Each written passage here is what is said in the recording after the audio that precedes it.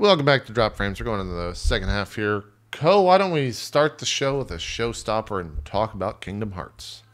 Okay. You're playing the first one. I'm excited because finally I can talk about Kingdom Hearts on this show and not just have the two of you start watching something else. Because Co's played it. So how's the playthrough going? What are you thinking so far? All right. So Kingdom Hearts. Kingdom Hearts has been very interesting. I was very concerned after that intro. Really? I started the intro, and it was playing some music there, and like the bass was thumping, and I was a little bit concerned. And so of course I started up and I watched this intro, and I'm like, oh man, what have I gotten myself into? And then I land on the sea floor, and my adventure begins, and that's when my wife calls up to me and says, I just basically sliced my thumb off and we need to go to the hospital. And I said, oh, that was Kingdom Hearts. Okay. So at that point, I turned off my stream and we went to the ER, and then I got back, and I was like, okay, well, let's see what we can do.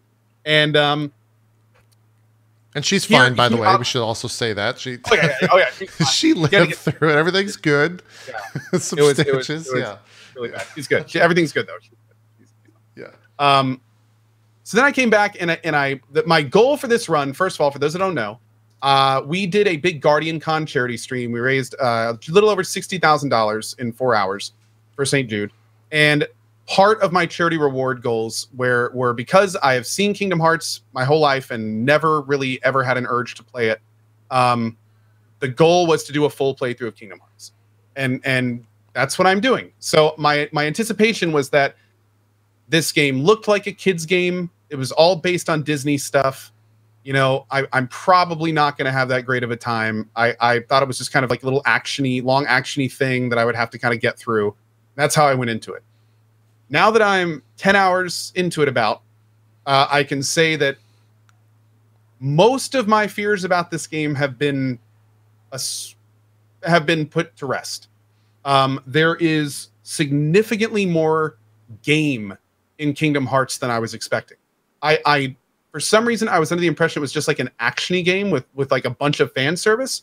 I wasn't aware it was like a fully mechanically inclined RPG with like a whole bunch of customization. The gummy ship stuff is actually a lot more advanced than I thought it would be. Like there's some pretty damn good gaming things in Kingdom Hearts. And that was the first very pleasant surprise. That because if I can put weird stories and graphics and stuff aside if I'm having fun playing the game. And I was kind of surprised how much fun I was just having playing the game. And another thing that also got me a little bit more interested than I was expecting was the actual story itself. The way that the story had been told to me made it sound super, super corny, and it kind of is. Let's be blunt. But there's some interesting kind of like slightly darker behind the scenes stuff that I wasn't aware was in there, and I can kind of see it's going some weird directions. And although it's still kept relatively lighthearted, it's more interesting than I anticipated. It's a little bit more of a carrot on a stick than I was thinking it would be. I thought I was going to go in and just find the story to be like distracting. Like let's just get through it. Like I really don't care what happened. Kind of like it was in Ni no Kuni.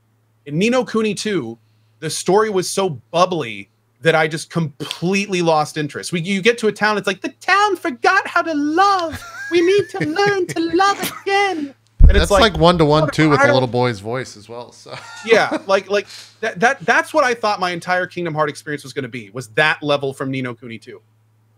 It's not. It's not. I'm finding the Kingdom Hearts story to be much more engaging than I anticipated. Also, another thing that's really cool, I was not prepared for how much nostalgia I would get out of this game. Oh yeah, they lay it on thick. I mean, like, whoa, nostalgia. Like I watched all of the 1990 to like 2005 Disney stuff, and then like stopped watching them. So I'm seeing a lot of stuff in this game that like I seriously haven't laid eyes on in 20 years. And I'm humming along to songs that I haven't heard for 15, note for note. It's kind of scary considering my memory. So that's been really cool. The kind of big TLDR about Kingdom Hearts. what I'm now telling people is that if you are in the boat that I was in and you thought you really wouldn't like Kingdom Hearts without ever playing it, it's the kind of thing where you might want to give it a try. Like you might be like me and be pleasantly surprised. It's also, I never thought I'd really be saying this, but I might be playing Kingdom Hearts 2. I might actually check out Kingdom Hearts 3 if I'm still engaged. Which is, again, I really wasn't expecting that. But what's been kind of also fun is, like, I've been having an okay time in Kingdom Hearts 1. It certainly hasn't been a bad time. Yeah. But all I get told all day long is, does he know Kingdom Hearts 2 is like 1,000% better? Like that's all I get all day long. Like, oh my God, just wait. You like Kingdom Hearts 1? Wait until Kingdom Hearts 2. So I mean, that alone has made me like, okay, even if I don't want to play it at this point, I just need to see if all those people are right. Yeah. I get that. So there's it's yeah, I don't know where to start.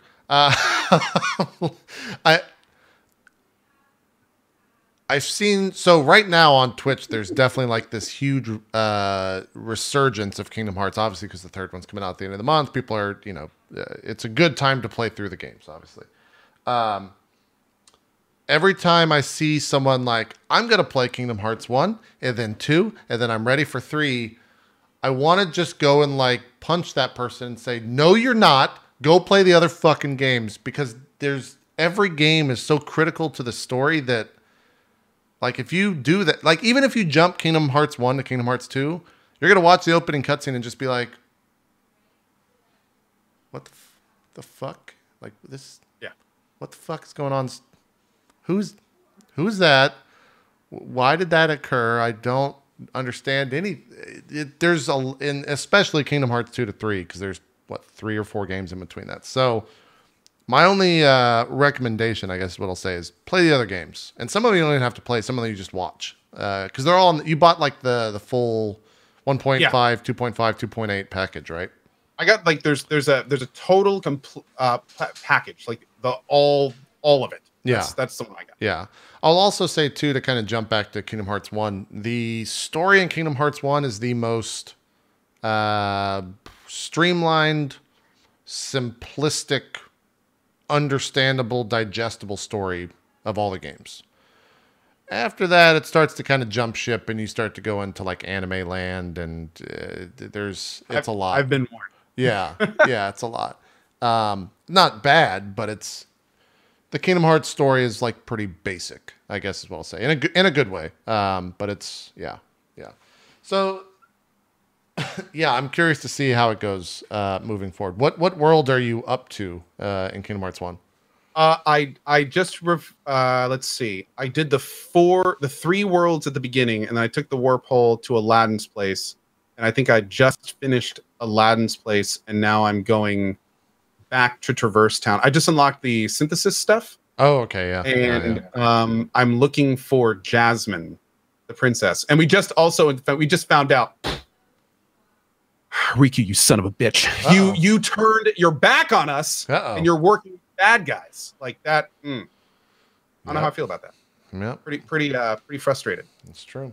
You're supposed to be island bros. He saw the darkness, So, yeah, it happens a lot. Yeah. Oh, please don't spoil the game for me. Please stop. Don't. Stop. Don't. Yeah, I got it. Oh God. You're gonna. Oh, I guess I'm not gonna play it now. Yeah. All right. It's all right, Zeke. You're all right. It's fine. I can't even say why anyone would even call that a spoiler, though. If you pay even like half an eyelid's worth of attention at the beginning of the game, it's pretty obvious he's gonna be the bad guy. Like, he sets himself up as like the antagonist. Like, Kingdom Hearts is also one of those games. I mean, it can be spoiled, but it's also one of those things where like I'm trying to think of something that happened in a recent game where someone like was going around trying to spoil the story, but it was like a word or a string of words that just didn't make sense unless you had context. That's kind of how I feel about the Kingdom Hearts story, where someone could be like, oh, so-and-so, blah, blah, blah. And then you're just, what? Like, who the fuck? What is that even? So, yeah, it's fun. I try to remember as much of the cutscenes in this game and as much of the, like, stuff that just seems like it's there for no reason. Because 8 games later, it's there for a reason, and you're like, "What the fuck?" Like, what? Okay. Yeah, so they go full circle with that stuff. Yeah, and also you have the best and worst world still to come. So I've been told to watch out for the Little Mermaid world. I've been told that's probably gonna be one of my least favorites. Yep. But apparently I've got a couple good ones like on the road. So looking forward to checking those out. Nightmare What's Before funny Christmas is good. even the worst worlds have still been entertaining for me. I mean, the thing is like a lot of people got to remember, this is my first time ever playing this game ever. Yeah.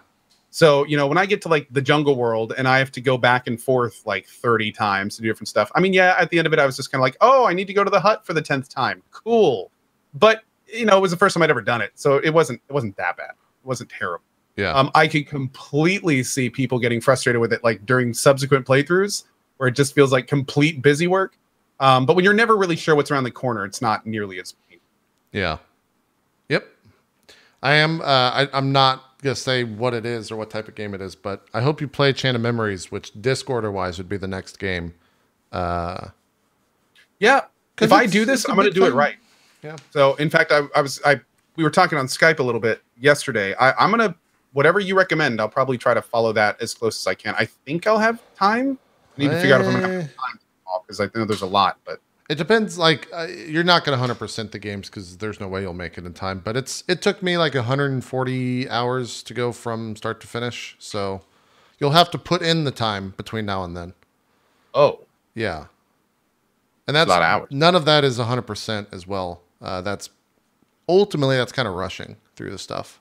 Very little side because there's like when you Kingdom Hearts 1 and 2, every game has like a optional / critical story end boss that you're like, what the fuck is this? So then there's like the 100% cutscene at the end, which you should watch on YouTube after you complete the game, unless you want to do it yourself.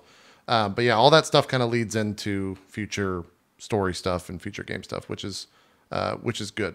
So there's a lot to play if you're going to play through between now and then. So it'll kind of dominate your game time, I guess, between now and then. But we'll see. It'll make Kingdom Hearts 3 that much more fun. I'll say that much. So, and everyone else on Twitch. That's kind of what I'm hoping. Like if I do end up liking Kingdom Hearts 2 more than 1, then that'll kind of be the cincher for me. But I'm still like I still need to finish Kingdom Hearts 1. I'm only 10 hours in. I've heard it's like a 30 or 40 hour game. So maybe I'll feel differently towards the end of it. We'll see. We'll see. You can right now, and with my 10-ish hours, it's a lot better than I expected. I'll say that.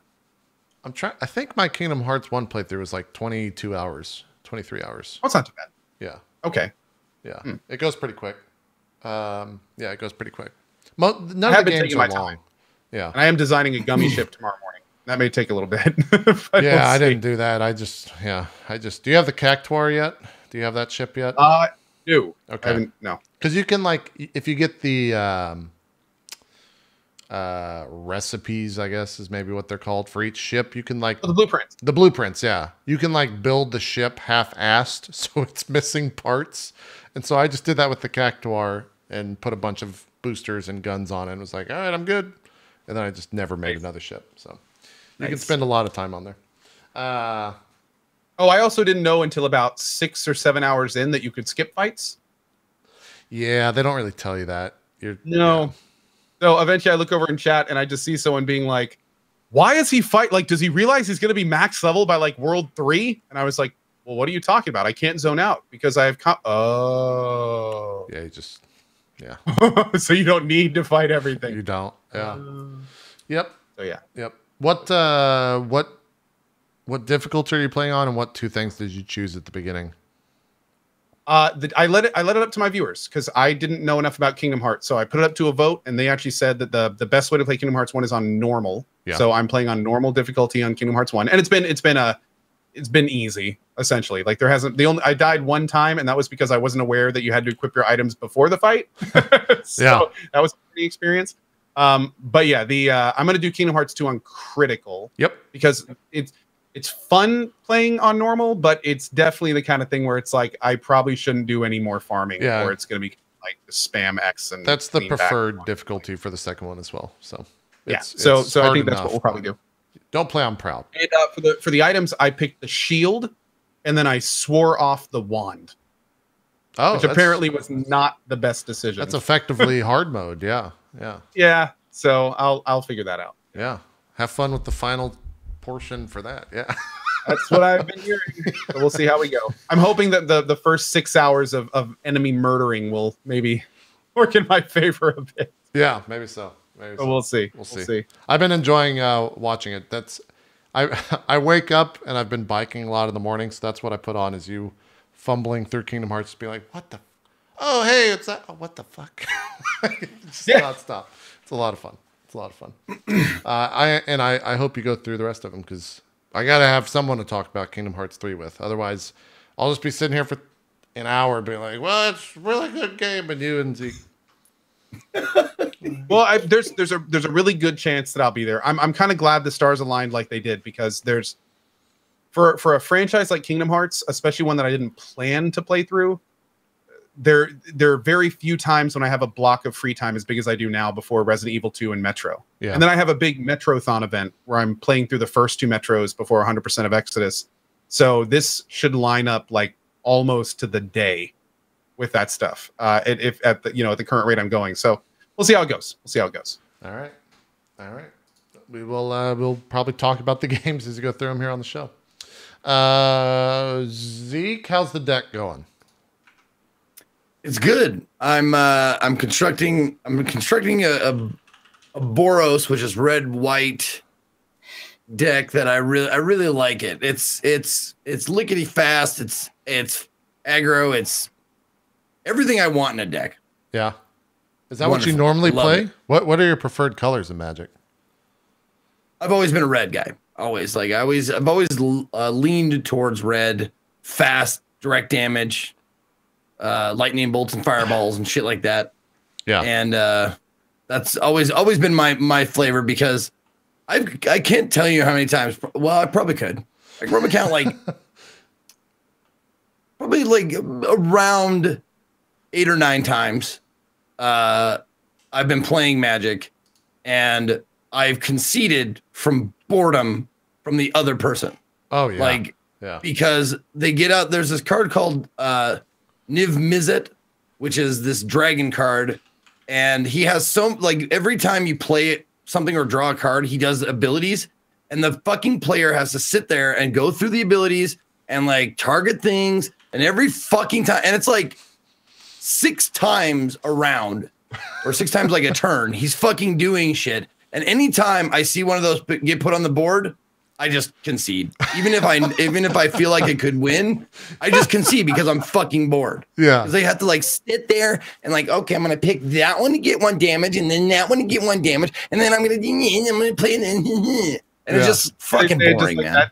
Oh yeah, no, that's how they're probably saying it. Yeah. If they were face to face, that's how they would say it, without a doubt. Oh yeah, no, Magic has voice chat, and I hear them. They're like,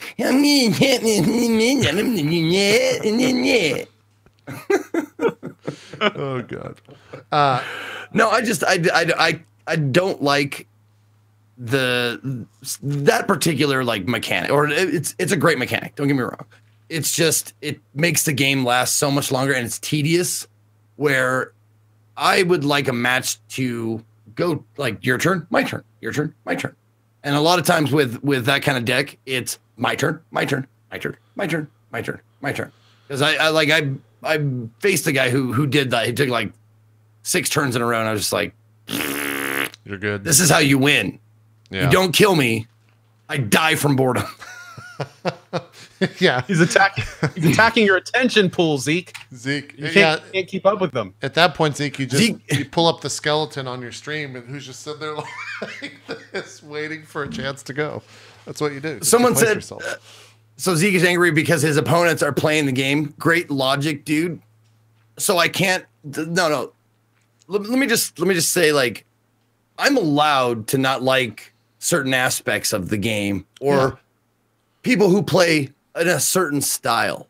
Totally. I'm allowed to not like that, right? Do I have your fucking permission, you shitbag?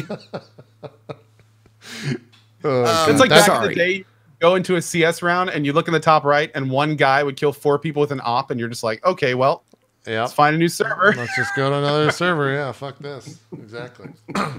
Yeah. But all in all, it's fucking fantastic. Like, they're doing such a great job. Like, I shit on it because I love it.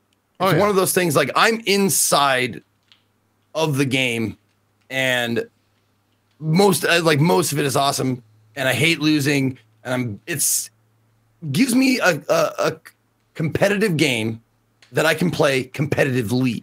Meaning, I played like the BRs and all that kind of shit, and Rocket League, and I mean, name a multiplayer game, Smash Brothers. Like, I'm not competitive with almost anybody. I'm so shit. This I can play. Like, I play with Adam Coble, and we were going back and forth. It was great. We were having a good time.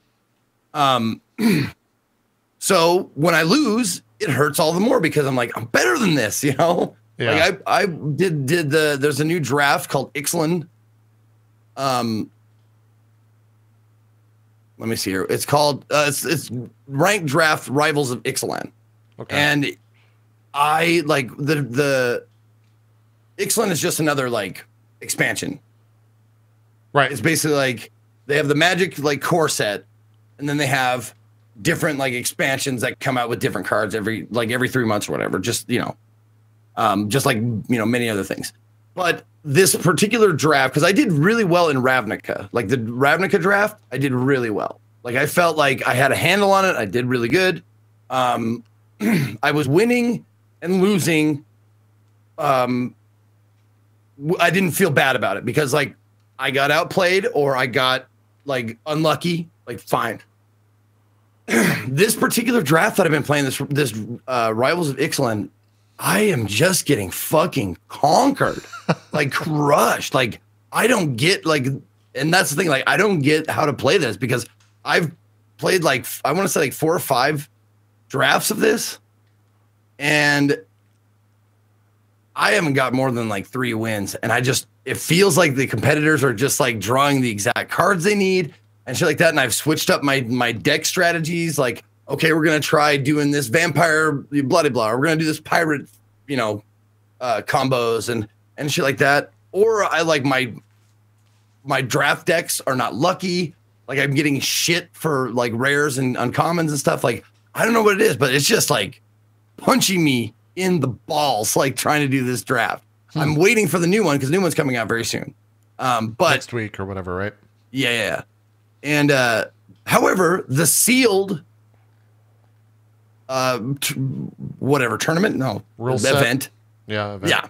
The sealed rule set, I do pretty well in. Like, the first sealed thing that I entered, I went 7-1 or 1-7, excuse me. Or no, 7-1, 7 wins, 1 loss. Yeah. Yeah. And once you get up to 7, you get like the max reward, basically. And it resets. Right. Yeah. Yeah. And I played it since then, and I've done pretty well, like 4 wins or better since then. I do that okay, and I don't know if it's the set that I understand better, like the Ravnica set, or it's the like the set the rule set that I do better. But it's been a fucking lot of fun learning all this shit. And what I also like is that Magic is switching up, or Wizard of the Coast is switching up like new events. They have new like things to play. Like this one, like it or don't like it, they have a different like weird thing. Like previously they had a Paupers rule set, meaning only commons only. So you make a 60 card deck of just commons. Huh. And you would, and that's how you battle. Then they switched it up, and this one is called Momir's Madness, where they don't give you don't need a deck. You just you buy in for 500 gold pieces or whatever, you know, the Magic currency is, which you can earn for free. But you buy in for the 500 Magic bucks, and it's just this weird thing where like you play cards that they give you. Like, I don't want to go in the whole rule set, but it's very random. It's a lot of gambling. I mean, not with real money, but like gambling, like, okay, I'm going to spend this on this and hopefully I get a good one. And then like the card comes out, because they don't tell you. It's like a random card, and you're like, oh fuck, I got the zonk. Oh shit, I'm going to lose now. Or you're like, boom, boom, and it's like game over, bitch. It's fucking awesome. It's a lot of fun. Yeah, I think it says a lot. And even though it was sponsored, I guess I should also say that. But when I did the sponsored stream for this, card games are not my thing at all. And I even told them when they were like, "Do you want to do this?" I was like, "Look, Hearthstone and me just do not see eye to eye. Like I've raged the mighty thunder on stream playing some Hearthstone in the past. So maybe we could do this if we want." And they're like, "Well, why don't you use our extension? Because their extension is fucking awesome on Twitch. Like one of the best extensions I've seen where people can vote when it works, when the servers are up." Oh, really? Has it been? Because it worked fine for me. I didn't know there were server issues. No, the entire 3 days that I played it on my cast, like it didn't work. However, I will say screen maps worked when I was doing chat draft. That was fun. What is screen? Is that where they can vote? Is that what the screen? They can click actually on the video player. Gotcha. And then you'll see like a bubble of like percentages. Yeah. Oh, cool. They did the same thing for me. It was nice because chat. I asked my chat because they are in tune with what I enjoy. They're like, "Oh, you should play this deck," and it was actually a white weenie deck, and so I had gotten enough packs to where you get like the wild card packs or the wild card rewards, whatever, from a pack, so that then you can just make a card if you don't have it. And it was easy because I went to a like constructed deck website, downloaded the deck from there, like got the paste bin file or whatever, threw that into the thing, hit create all the cards. It created all the cards for me. Then I was playing that deck, and I went 10-0 and ended the stream. So, because it was just like a super meta deck. It was really good, even though I had no idea what the fuck I was doing. And chat was able, kind of like what you're saying, they were able to like vote, "No, you should play this card," and would have like a higher percentage. I'd go, "Okay, let me play that card." And it worked out. It was a lot of fun having chat kind of play for me in that sense. Do you remember what color it was? It was white. It was a white deck. Just straight white? Yep. It was pure white, okay. White weenie. I might even be able to find the deck for you. Okay. Yeah, give me the list. Give me I can just look at it real quick. Yeah, it was super strong. It was dummy proof, the cards that I would draw. And it was also really infuriating when I got a blue deck, because those were the ones that gave me challenge, because you just kind of like what you were saying, where you just don't play. You just like wait for them to finish playing. So then you're like, okay, let me just, I played my card. I'll see you in 5 minutes. I'm going to go make a sandwich. You can do whatever you want. Yeah, I enjoyed it a lot. It's good. And it's also, I think, good for that community that they finally have, a worthy digital version of the game. And so I definitely see this thing being super successful over 2019, especially with how much they're releasing stuff. Like you were mentioning, every 3 months, they're pushing out so much content for players to play in. So it's good. Absolutely. And they're doing online players a good service by allowing them to get more cards than, or allowing them to enter stuff and acquire packs and acquire cards without having to spend the money if they don't want to. Like, they're doing a good job of I'm sure other game models have done it, before them. Right. But they're aping good models.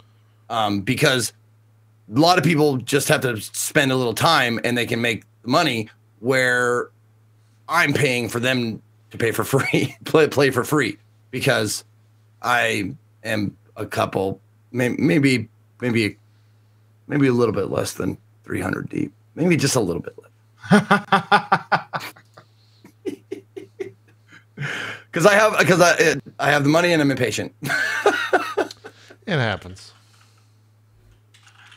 I'm gonna find the. We don't have to talk anymore Magic. I just want to nerd out for a bit. And someone was saying, like, I saw in the chat, someone said, like, "Do you remember when Zeke could form a coherent thought?" It's like, not when I'm excited about something. Definitely not. If it's that happens for all of us. It's Magic. I'm just like, dude, I'm not even interested in the Magic card game, video game. Not even interested at all. But I love hearing you talk about it. It's great. No, it's kind of like PoE with JP for sure. Yep. Yeah, I'm done with PoE, by the way. Just to put that, I'm good with the league. I stopped officially playing like a night ago or 2 nights ago. So I got my, I don't know how many hours. Oh, until the next one comes out, right? Yep. Okay. Yep. What was your stopping point, JP? I did Uber Elder on 2 characters and got it to like basically farm status. And I was like, you know what? I either roll up a new character and do this over again, or I move on. And I was like, I'm going to move on. I did everything I wanted to this league. I'll never farm another headhunter again, but I need a new goal. And I don't know what that is, so I'll figure it out. Maybe get a character at 100, which was easier this league than it probably will be next league. So I might have just fucked myself, but we'll see. Can you do the thing where, because I'm still not very familiar with it. Yeah. But where you play one character and it's like permadeath? Hardcore? Yeah. Yeah. Oh, yeah. I could play hardcore if I wanted to. I just... I'd love to see a stream of that. It's an interesting I system. might watch that. Watch you just be like all nervous and like, fucking shit, I just got him up to this level, and then just watch some trap just blow you up and just be like, well, fuck it, I'm out. Yeah, that's why I wouldn't do it. What were you saying, Ko? Oh, well, semantics. But I was going to say, it's not actually permadeath. It's just it kicks you from the league if you die. Right. So you essentially, like, it's a very cool system, because you can keep playing the character if you want to, but you're no longer in that kind of like coveted league. Yeah, exactly. Sure. Yeah. I've stated that I would never ever play hardcore, but I think given the right, worse than death. Do what? Oh yeah, fate worse than death. Someone in chat just said that was a great line. Yeah. Death before dishonor, kind of a thing. yeah. It. I don't know. It's some of those rips, especially this. Like, I feel like hardcore when you first, and I don't want to go into too much Path of Exile talk, but I feel like hardcore, when you first start in a league, you're basically seeing how fucking difficult the league mechanics are because they're not tuned that well. And so like this past league, they actually came out like a week after the league launched and rolled the damage back a little bit because players were walking into a betrayal mechanic and just fucking like blowing up out of nowhere and losing a character to it. So that's why I'm kind of like reluctant to jump into it, because it's like, well, I hope they didn't overtune something, because that would really I'm dead. Anyways. And then it's like hours and hours and hours of, and the worst part is it's like the whole point is balancing the line between speed and being careful. So it just makes it that much more ridiculous when you die, when the threat for you to run from appears in your screen a quarter of a second before it can kill you, because then it's like it doesn't matter how you could have been going slow. It doesn't matter. Like, you're just going to die regardless. Mm-hmm. Oh man, yeah, it's oof. Mm-hmm. Oof. So yeah, I am excited for the next league though, as I always am. I'm also excited to talk about this game. I've seen everyone play this, but I could not tell you or even begin to explain what this is. What is Hades about, Ko? Like, what is going on in this game? Oh man, I totally thought we were going to say another game. Okay, so Hades is a game. It's an early access game by Supergiant Games, the creators of Bastion, Pyre, and Transistor. Mm-hmm. And when I started up for the first time, I wasn't really planning on playing it too much. I was just like, let me just see what this game is. I'll check it out. Probably be pretty fun. But, it's by the Supergiant guys, so I'm sure it'll be fun for a little bit. I'll play it for a few hours, and that'll be it. I think I've played this game probably 20-plus hours. It is probably one of the best early access games I've ever played. Wow. In terms of, like, it's basically a finished product. It's the early access part of this game is not that the game is unfinished. It's that the rest of the content hasn't been developed. So the 20 hours that I played, it felt like a full game experience, but only 2 of the 5 worlds are in right now. So, and what's even crazier, just to give an example of how good this is, when you get to the end, there is a voice acted screen that tells you you've reached the end of the early access demo. Like, Dang. There's a professional screen, not like a little bit of text with an OK button. Like, you hear the guy like, thank you for getting to the end of the demo. Like, it's awesome.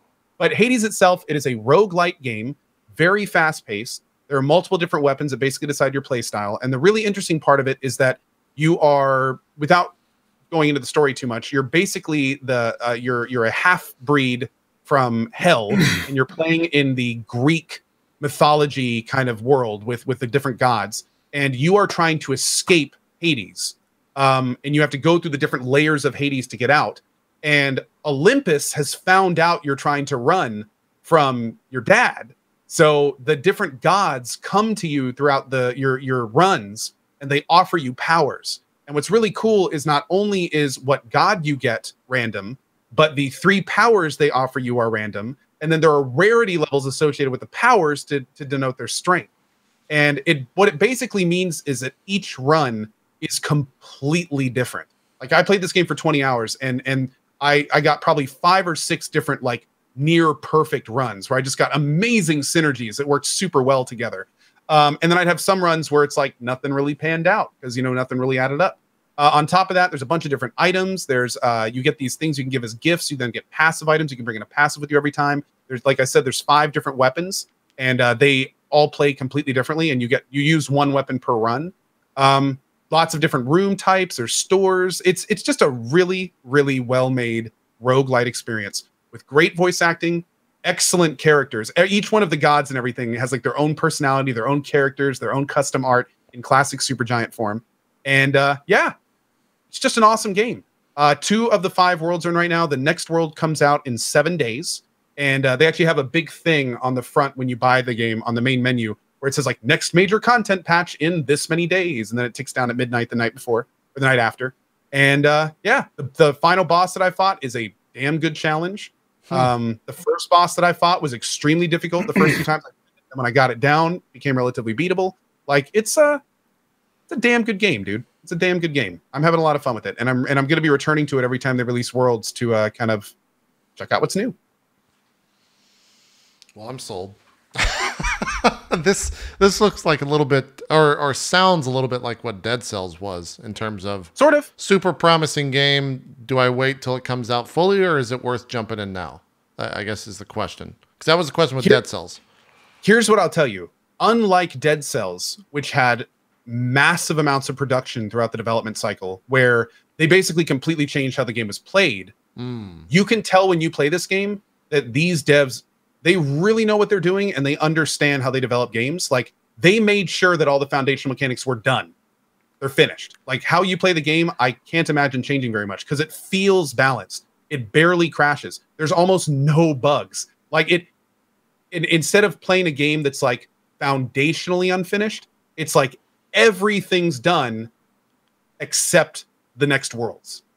It's kind of wild. Okay. Like, I'm not like, but it's kind of hard to explain. Like, it feels like you're playing the finished game, just not the rest of the worlds are finished. So in that case, I'd say I'd recommend this arguably a little bit more than I would have than Dead Cells, because Dead Cells dramatically changed like the core mechanics more than a couple times at the development, all in positive ways. I mean, they were all good, but I mean, when I played Dead Cells the first time, as opposed to the second time, it was like almost 2 different games. Sure.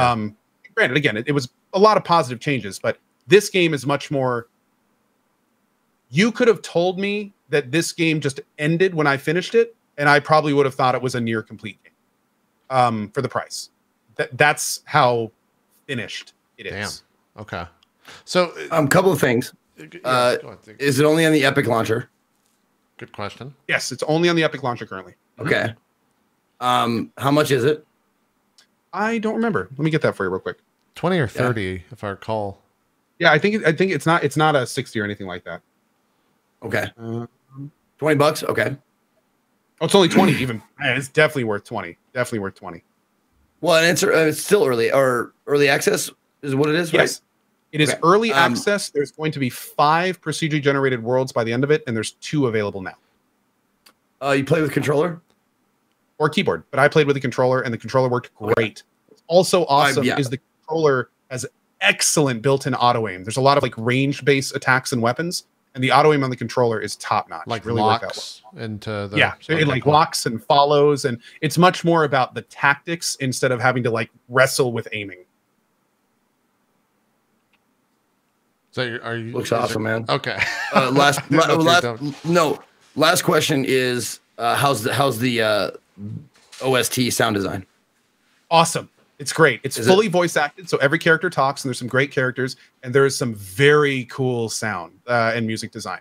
Like like you go to this area, and there's like this one part where it's just like this lone bass and a cymbal, So it's just like it's Okay. just like a dude like doom doom doom doom doom, and in the back you just hear like like it's very stylized and artistic, and I found myself humming along with it a lot of times. It's Super Giant Games, so it's got that same kind of like really developed ambient feel that there are. And that actually leads me to my next question. Bastion and what was it? What Bastion and Journey? Is that what it was? Transistor. That they did before, or Transistor? Yeah. Bastion and Transistor is what they did before. And then that weird card game, sports game thing that wasn't the biggest. Empire. Yeah. Wasn't the biggest hit. Those are like darlings. Everyone like seems to love at least Bastion, if not all of them. What I had trouble with was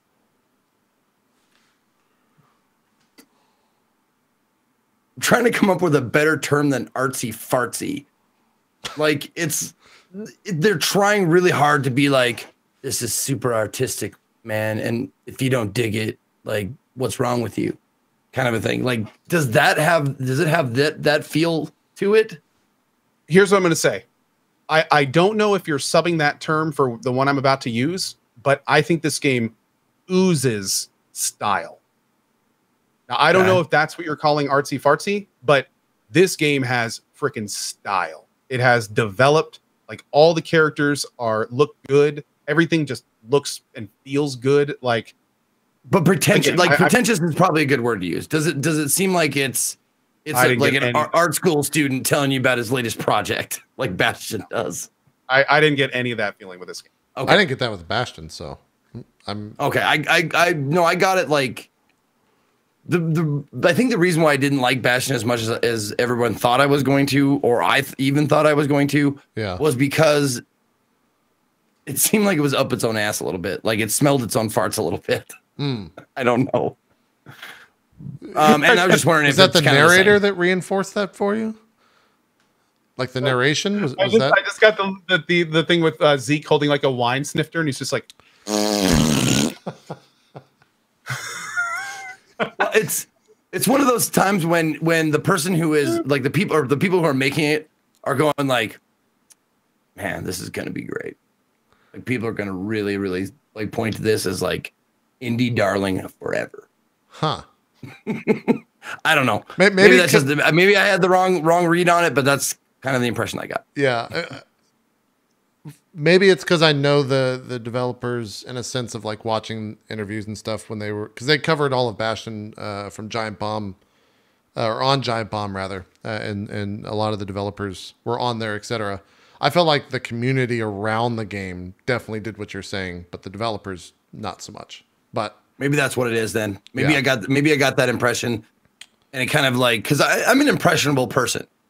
Sure. Like, yeah. If I'm around smug, negative, positive, whatever, I will adopt that. So maybe that's the community that's around Bastion a little bit, and not the game itself. So I might be prejudging it incorrectly, or judging it with a tainted view. Zeke, I know exactly where you're coming from. That happened to me with Undertale. I can totally see that shit for sure. What you're talking about exactly happened to me with Undertale. Yeah. Yep. Same. So I feel you, man. I couldn't even finish that game. Oof. Nope. Oof. Nope. Oof is right. Yeah. Now, having to do with Hades, but not necessarily the game. Do they call it early access on the Epic Game Store? Yes. They do. That's not trademarked or anything by Steam? It says it on the main page that it's early access. Like when you fire up the game, it says like next content update coming and stuff like that.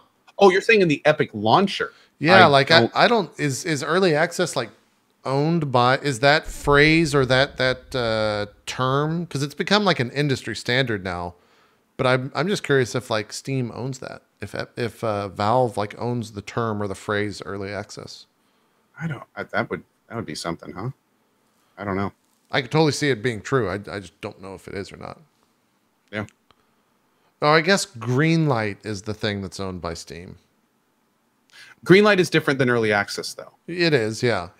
But the IP that they own is necessarily Greenlight, where early access might just be like an industry term. Mm-hmm. Okay. All right.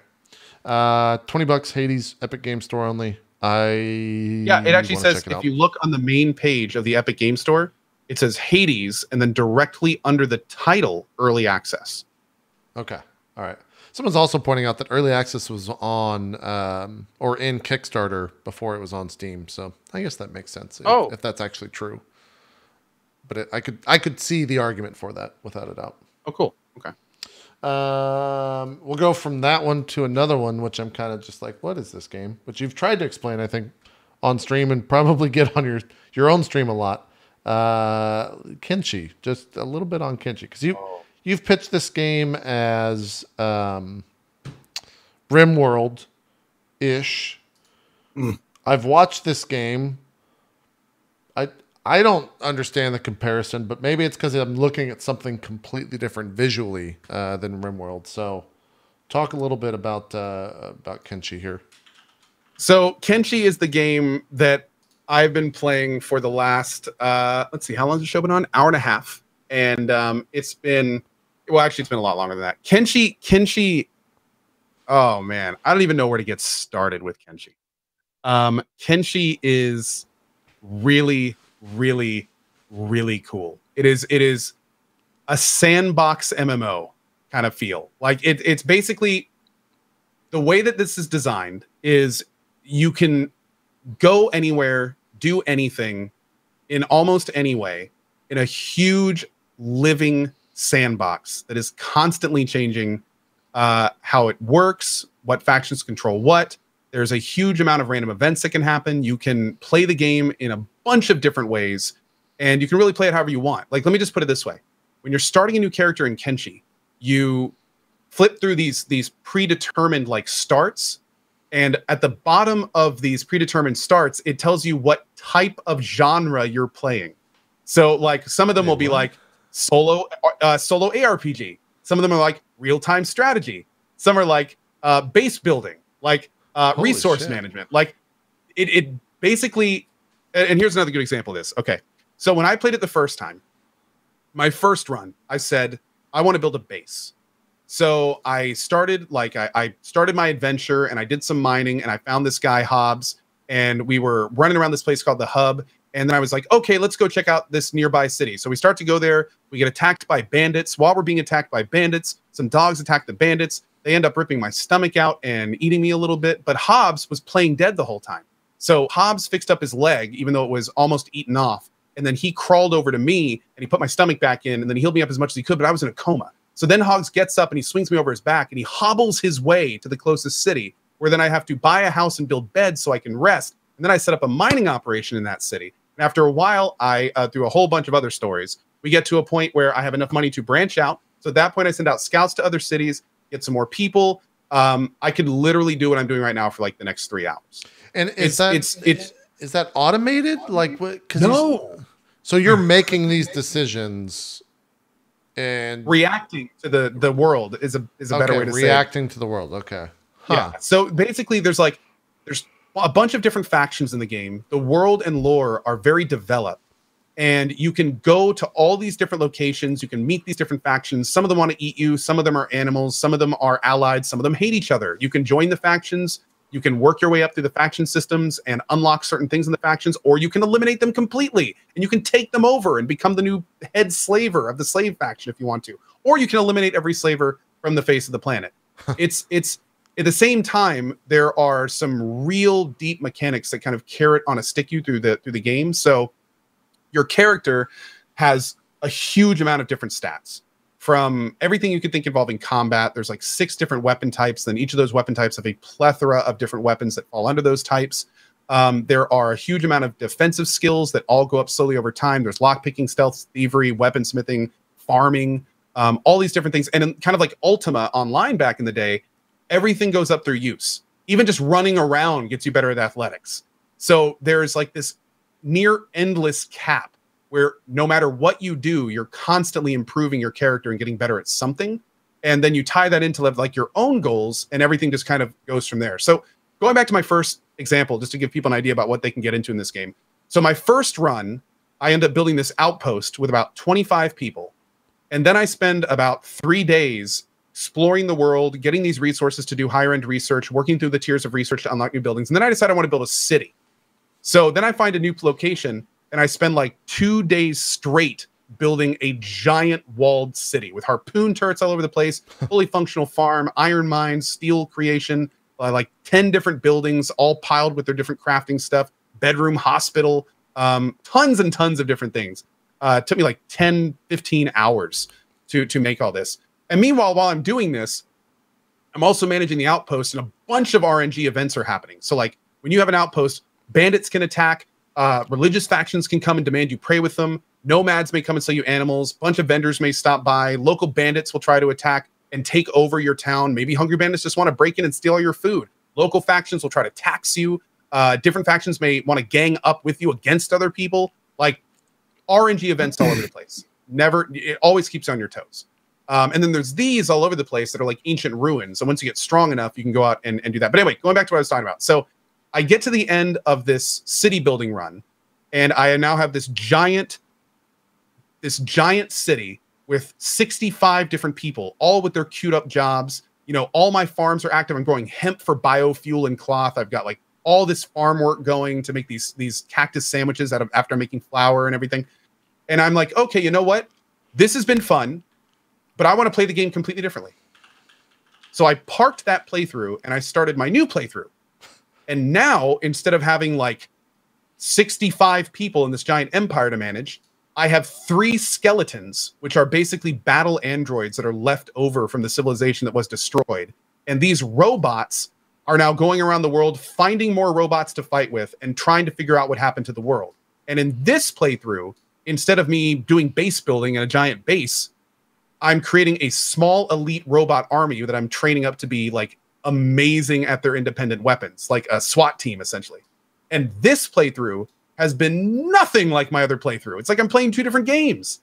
Because like I'm not snapping between characters, I'm not doing base management, I'm not building anything, I'm not having to go out and like get all the resources to supply it. Yeah, I mean this game is incredible in terms of what it allows the player to do.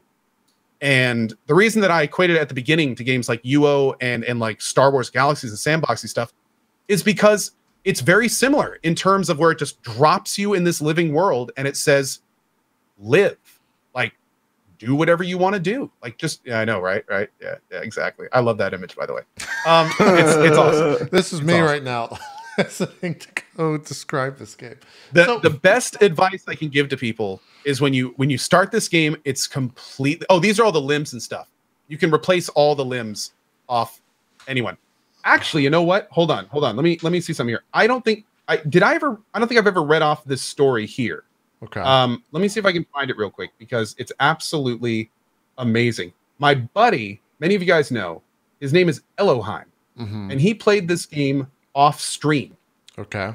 And let me tell you an example of a run in this game. This is his words from his run. Okay. My character started as a slave. I spent time gaining strength by running with shackles, and in the evening I picked locks of fellow slaves and helped them escape. Eventually, I escaped myself to the desert and spent time training martial arts with tons of weight on me. It made my character insanely strong. I was punching and kicking off people's limbs, fighting groups up to 40 strong alone. Then I put myself in full heavy armor and let beak things, which are these giant creatures, eat me to gain toughness. After that, I ceremoniously put my body into a vat of acid, leaving my limbs exposed till they melted off. Then I replaced them with bionic limbs I salvaged from ancient ruins.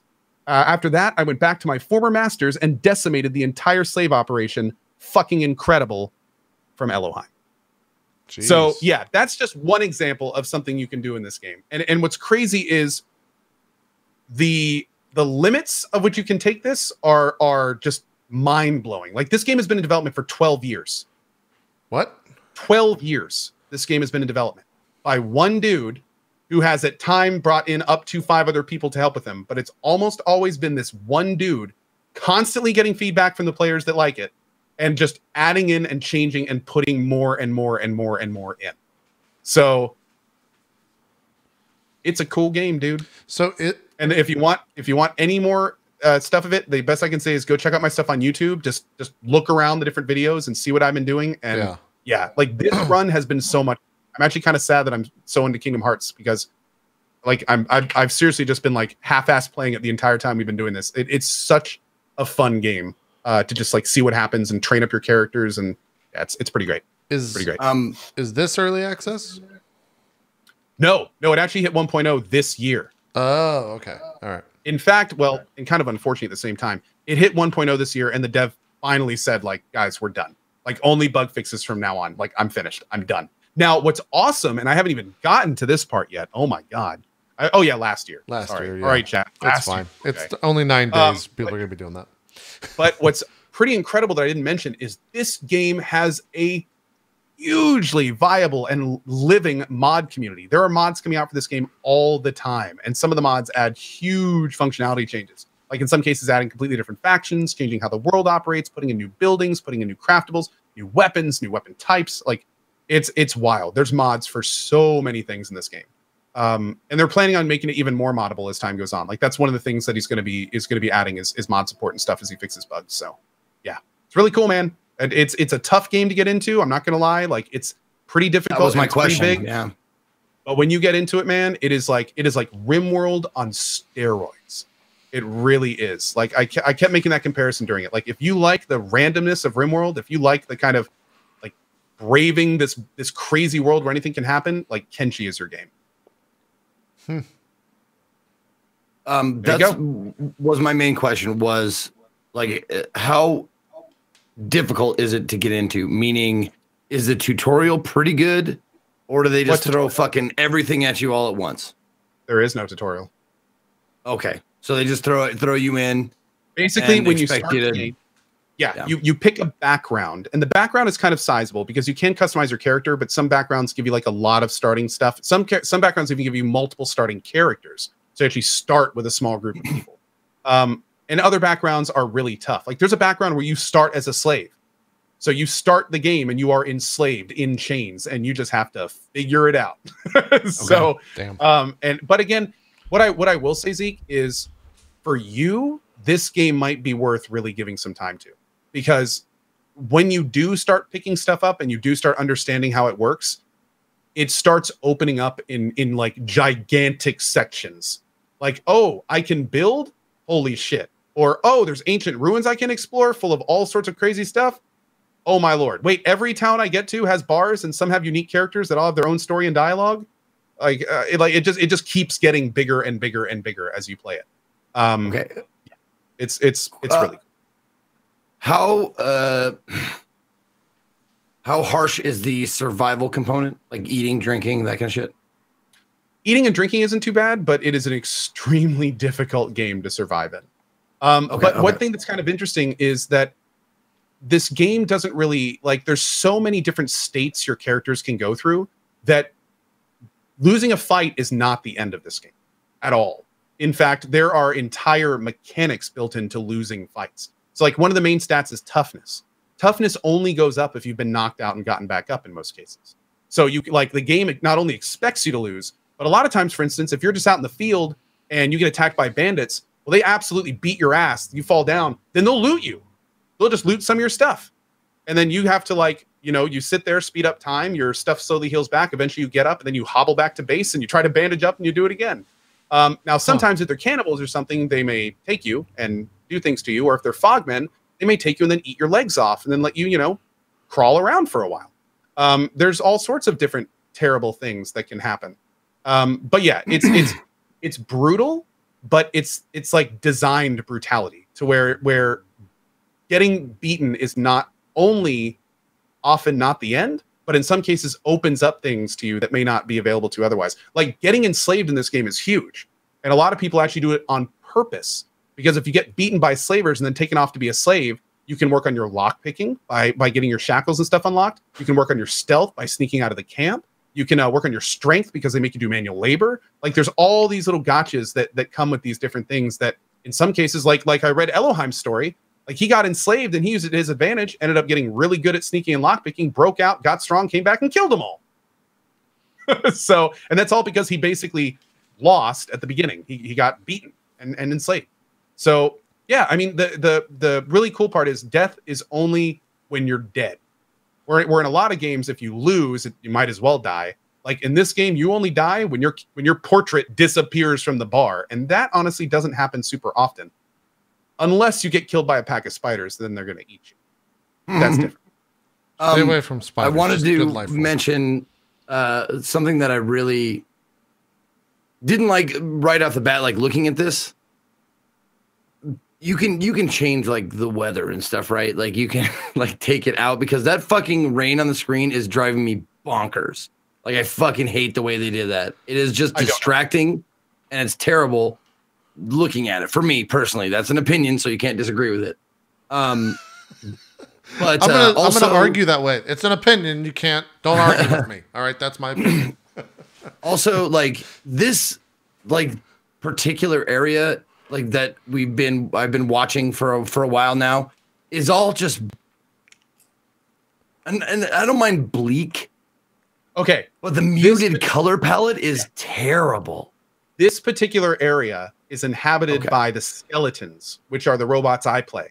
And the reason they live in this area is because that rain you see is acidic, and they don't like living around humans. So basically, this area was the site of a massive battle thousands of years ago, and it ruined the land. And now it only rains acid. So they built their city in the middle of it, so you don't have to deal with the stupid flesh bags that keep wandering around and bothering them.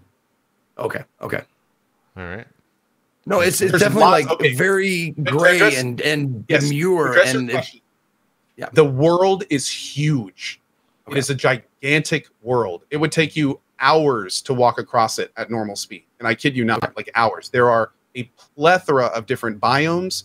There are multiple different factions. There are tons of different creatures, wildlife. There are creatures that are 100 times the size of your character, like giant walking behemoth type things. There are robots and droids and lots of different people. And yeah, it's a very diverse game. It's very diverse. Okay. Now, granted, all this being said, it is important to mention this is a game that's been in development for 12 years. That means that all the tech this game is based on is like over a decade old.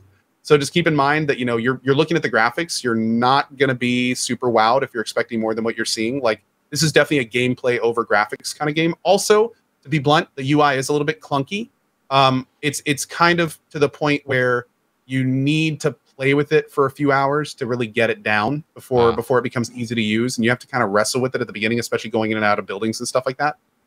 But it's once you get that stuff down, it becomes pretty fluid, and once you can get around the little like weirdness parts of the UI, then it becomes totally manageable.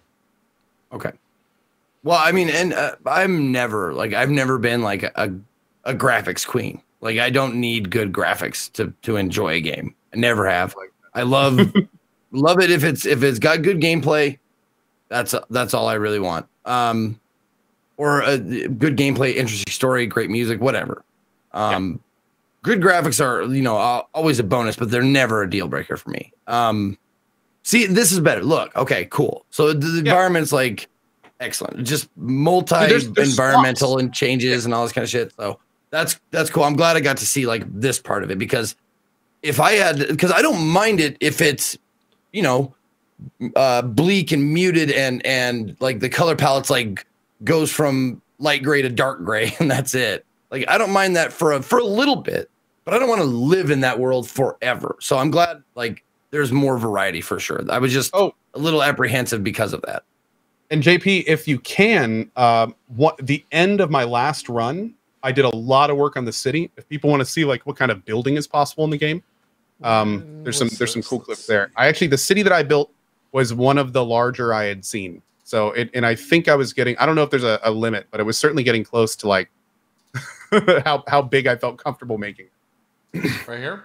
No, I'm definitely like willing to give it a shot. No, with all the variety and stuff, because I liked RimWorld and I didn't think I would.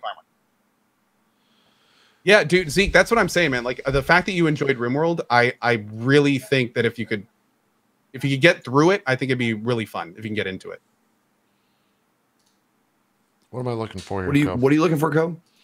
I'm looking to see if I can find a clip with a city in it. This is from the last playthrough, so because this is right before Kingdom Hearts starts. Yeah, no, this is. I think it was probably like a few days before this one. Like, this is actually my second playthrough with the skeletons. No, when you say play through, is there like an end, like a beginning, middle, and end, like story or nothing? That's a good point and important to mention. There is no main story. There's no carrot on a stick to lead you through the game. Like, it is 100% a sandbox. But there are story elements, all right. Yeah, well, the world has a huge amount of lore, and it has unique characters, and there's a ton of that kind of stuff. Yeah, but there's no like, you need to go to this town and talk to this guy, and he's going to tell you to go to this town and talk. There's no quests or anything like that. No, I can totally dig that. That's absolutely fine with me. Like I don't mind if there's not like a straight up story, but if there's like some sort of some shit to unravel, then I can definitely dig that. I don't know if I'm going to be able to find that. We might bring it up. Zeke, you're going to check this out, right? Is it on your list? Yeah, I'm writing down stuff from today. Okay. But yeah, it's on my list. I won't play it for a while, but I will definitely check it out in the coming future. All right. Well, I guess I don't need to say coming future because the future is always on its way. So it's true. Yeah, redundant. That's great. Yeah, it's awesome. And again, like especially if you're a sandbox fan, I can't recommend more giving it the college try. It's very daunting at first, but man, another a shout out to the Kenshi subreddit. There are some very, very helpful people in the Kenshi subreddit that have made some very cool like basic tip threads and like things you should know before you start and ways to make money early on. If you ever feel lost, kenshi.reddit.com. It's a relatively well moderated, good source of Kenshi information. Cool. And it's single player only, right? It is single player only. Okay. Yes, sir. In the remaining minutes, unfortunately, Zeke, or we could save Discworld for next week. What do you want to do? Because I want to give the game some time on the show because I know you're enjoying it. Yeah. No, I mean, there's not a whole bunch to talk about, and I'll tell you'll understand why. Okay, tell me why. Okay, so also explain why you're playing this. Talk about I'm doing CD-ROM-a-thon this month because people have been sending me like the actual CD-ROMs and boxes for old like mid 90s to early 2000 games, and I got Discworld right here from 1995. I got the manual and all that shit. Like, remember when they used to have these like with manual and stuff? And this one has like lore in it. Like I read that like it's for the first half an hour. Oops, which way? There we go. For the first half an hour of after I installed the game, I read that entire booklet. Because it's like 25 pages of just like, shit about Discworld. Huh. And apparently there's 40 some odd books that involve this particular world. I did not know that I did not know what I was getting. I thought Discworld was science fiction. I didn't know it was fantasy, like dragons and wizards and magic and shit. The same Discworld, Terry Pratchett, right? Yep. Okay. Yep. Okay. Yep. Same world. You play Rincewind, the wizard, who is voiced awesomely by Eric Idle of Monty Python. Really? Yeah. He's fucking great. People come in and like, is that Eric Idle? It's like, yeah, it's Eric Idle. It's fucking great. But this game, I mean, obviously you can see it. It's a point and click from 1995. So the graphics and all that kind of stuff are pretty old.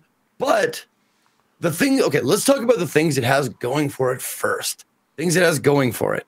The dialogue, jokes, the humor, it's all like very much, I've been told what Terry Pratchett is like. I'm not sure if he wrote this game or whatever, but it is loosely based on a Discworld story called Guard or Guard's Guard or something like that. Okay. Loosely based on that. I don't know exactly what it is. Someone in chat will probably know the exact one, but it doesn't follow it exactly, but it's guards. There it is. Doesn't follow it exactly apparently, but it's sort of like the backbone of the game. Okay. It's a point and click. So you're going to you're going to walk around, acquire things, put them in your inventory, and solve like puzzles and stuff and how to progress. So one of your first thing you're told to do is you got to find 4 things for the arch wizard. No, it's everybody has weird titles because all the Discworld is very English humor, like Douglas Adams-ish kind of humor. Lots of puns and plays on words, and lots of applying modern human conditions and situations to like a high fantasy setting. The Arch Chancellor, there you go, the Arch Chancellor. Oh, and he gives you these 4 things you have to find. You have to find a coiled piece of metal. You have to find a chittering chitterer, which is an imp, I guess. You have to find like 2 other things. Once you find them, you give it to them, and then you move on and so forth. Now, onto the bad stuff. Well, not bad stuff, but onto the point and click stuff. Point and click people. No, people will come into my chat while I'm like fucking frustrated trying to figure something out, and I'm trying not to look at chat, and I'll glance, and someone will say something to the effect of like, "Welcome to point and clicks," and it's like, that's the solution when you're frustrated.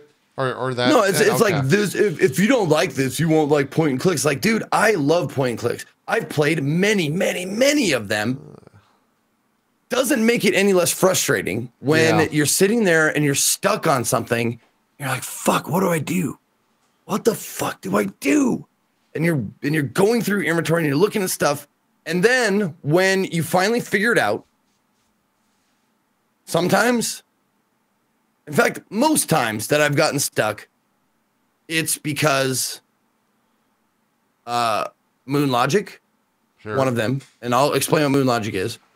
Or 2, it's because there was one thing you didn't either click on, you thought you clicked on it, or you clicked on something in the wrong order. Which is point and clicks through and through. The best point and clicks, however, kind of when you get close, they kind of hint at it a little bit. They don't give it away, but they kind of hint that you're like warm or cold. Old point and clicks don't do that. They don't tell you warm, cold, stuff like that. They bury the clue in flavor text. And this is chock full of flavor text. It's like, you talk to that peasant. See the peasant, the last guy in line with the eggs? Yeah. Since you guys are probably never going to play this, totally, he says something to you that's integral for your progression, but he says 3 paragraphs of just flavor stuff, which I love, by the way. I'm not saying I don't like it. I'm just saying, like, you pay less attention when you think it's not part of the game mechanic. So I missed one thing that he said. What was it? And it stumped me for like an hour. Like, I was like, I don't know what to do. Like, I talked to everyone in town. Fuck, what do I, God damn. What, Co's asking, what was it? I'm curious. Yeah, just out of curiosity, what was the little thing you didn't hear? Oh, at the very end of his spiel, he said, oh, this guy went over here. And that's where you're supposed to go. A place that has been forbidden to you to go to. The entire game is unlocked. And he tells you that. I see. Oh, man. That would trigger me. That would piss me off. Yep. But that's the thing. That's the best part about point and clicks is when you finally get it and the look on your face of just like, are you fucking serious, dude? Zeke, honestly, I just had to do that, and that's it. Yeah. I feel like I stepped away from my desk like 4 times going, fuck this. Well, Zeke, I feel if you really understood point and clicks, though, you would have expected that. That's true, yeah. I mean, why do you play them when you don't, like, it's clear that you're not comfortable with them. I know. I should stop. You're right. I should stop. That's true. But the other thing is, it's taken me a lot longer than, like, point and clicks are those things that if you go back and play them immediately after playing through it one time, I could probably get this game done like 2 or 3 hours max. Which what has taken me like 3 full broadcasts to get to the last act of the game. Because hours of taking this, giving it to that. Nope, taking that, giving that, taking that, giving it that. Combine in the inventory. What combines? Anything. Let me just give one thing away. If you don't want to be spoiled on this, close your ears. But it is, you know, a 20-plus-year-old game.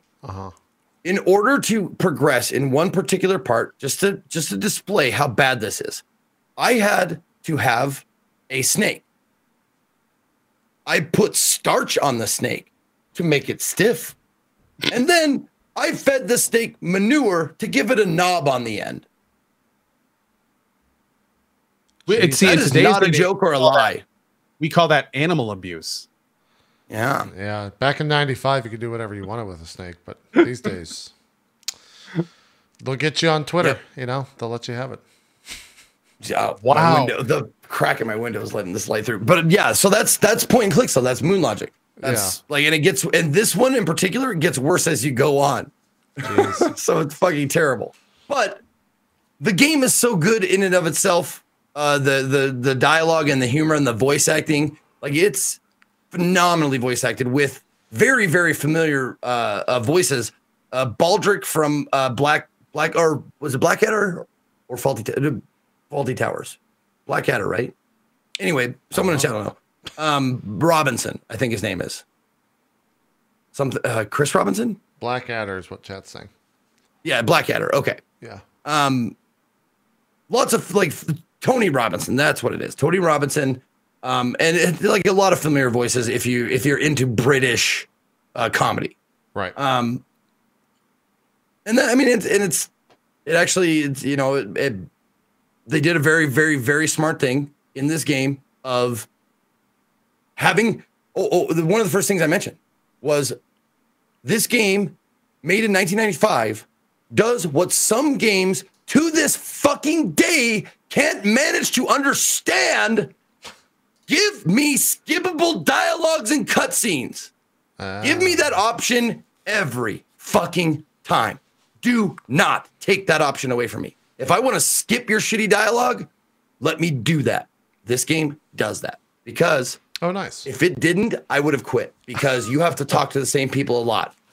And you have to figure out like, maybe I missed something when I was talking to this person the first time. And you can just look at the dialogue on the screen and go, nope, skip, because they are windy. Ooh, they can get windy. But always have skippable dialogue and cutscenes. Right. Make it an option. Sure. It's easy. Just make me hold down a button for like 2 seconds so I can skip whatever if I've seen it before. Makes sense. So what's up after Discworld? Are you letting people vote or are you just choosing?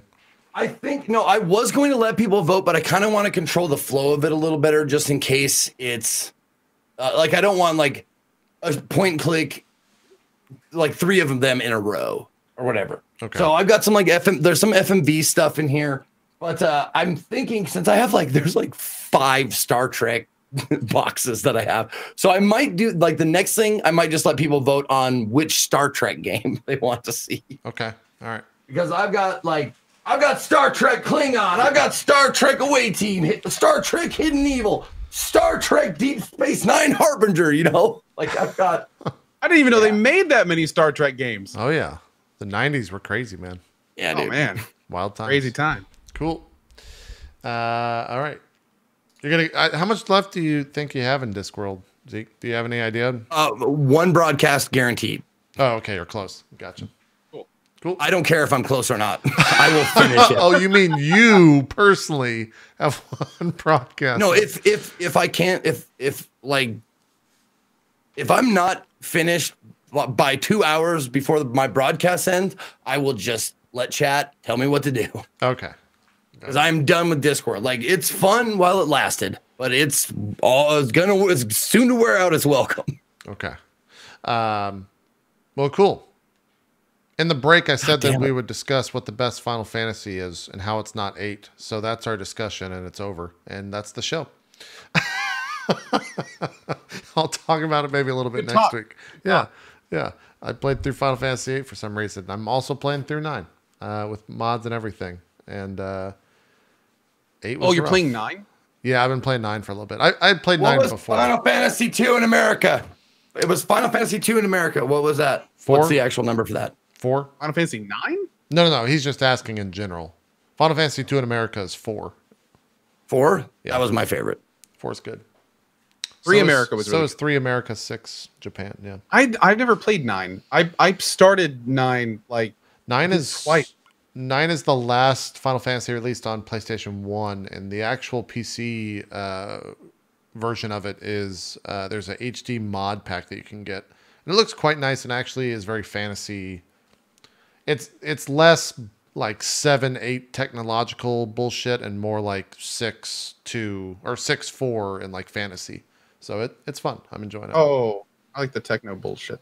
Yeah, I mean, there's some tech stuff in it, but it's not like a 7 or 8. Anyways, yeah, I'll talk about that more next week because we got to get out of here, or at least I got to transition to Far Verona because those guys are waiting. So let's do some shout outs and we'll call it a show. Yeah, this deck isn't going to play with itself. Yeah, that's true. That's true. It's not a self-playing deck. Zeke, do some shout outs for us.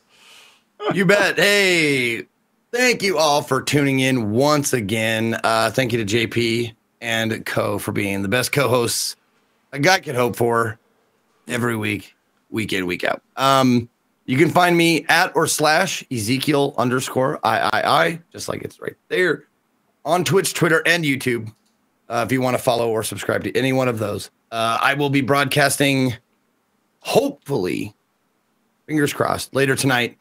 I'll tweet it out and let you guys know, but gonna try and get man over here for some Mario Party, motherfucker. Mario Party Men's Day tonight. I downloaded it. It's ready to go. So if he gets his fucking Nara ass over here, we're gonna fucking puke it out with some Mario Party. And then tomorrow, Thursday, I will be back noon Pacific, finishing Discworld no matter what. And then maybe we'll have a vote on what you want to see next. What Star Trek game you would like me to play. But that's all I got. So thanks for tuning in. Some stuff. Thanks for being on the show. Some shout outs. Sure. Hi, everyone. My name is Ko. Nice to meet you if I haven't yet. I stream every day at 8:30 these days in the morning. Got a lot of Kingdom Hearts 1 to play through. In fact, I'm probably going to be doing an all-day Kingdom Hearts 1 stream tomorrow. And then maybe moving on with more Kingdom Hearts stuff. We'll see. There'll probably be some more Kenshi on the channel as we move forward as well. And then, of course, at the end of the month, we've got the RE2 remake. And then we've got our Metrothon coming up where I'm going to be replaying the latest Metro games again in preparation for our 100% Exodus run. So I hope to see you guys then. And as always, thank you so much for watching this week. We'll see you next week. Awesome stuff. Cool. That's going to do it. Thanks, everyone, so much for watching. If you want to listen to us, you can find us on iTunes, Spotify, Google Music, wherever else podcasts are found. Make sure to leave a spot, a like, a favorite, subscribe, a goggle, a Google, a plus, a checkbox, a review. All right. I think that's it. We done. That's it. Oh. I think we're good. A tickle, a smash, you know. I think we're supposed to smash something. Just whenever you get to any of the podcasts, just smash everything you see. Also on your desk. Yeah, that makes sense. Just start smashing things. Yeah. We'll be back next week, probably with a guest, because... Let me smash. Oh, are we going to smash? Want to smash? Maybe we'll bring a guest next week and we'll just play Smash for 3 hours. We're not. Get Dan on here so you guys can be dorks with Kingdom Hearts and I can just take a nap.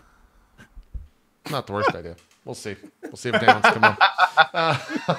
All right, we're going to take a break. Actually, we're going to end the show. We're not taking a break. I'm taking a break, though, because Far Verona is coming up right after this. So we'll see you guys in a bit. I'm going to go fix the mailbox.